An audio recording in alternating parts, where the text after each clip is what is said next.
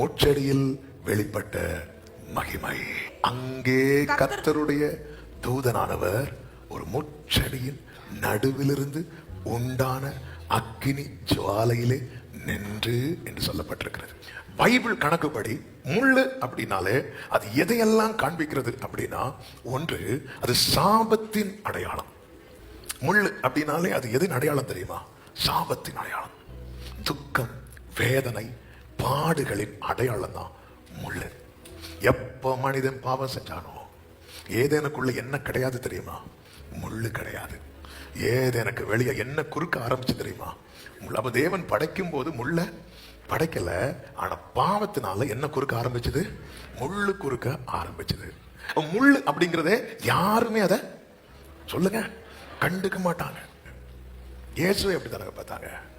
இந்த எல்லா அனுபவத்தையும் இயேசு எப்படி மாத்தினார் தெரியுமா? எல்லாத்தையும் தூக்கி ஒரு கிரீடமாய் பின்னி அவருடைய தலையில வச்சார். நல்ல கரங்களை தட்டி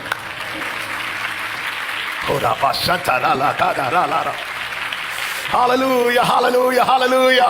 அதன் அர்த்தம் என்ன? அதன் அர்த்தம் என்ன? என் விஷயத்தை அவர் தலையில, அவர் தலையில, அவர் தலையில. ஒன்றை புரிந்து கொள்ளுங்கள், நீ அவர் நினைவில் வந்தாலே போதும், உன் வாழ்க்கை மகிமையாகும். நீ அவர் நினைவில் வந்தாலே போதும், உன் வாழ்க்கை மகிமையாகும்.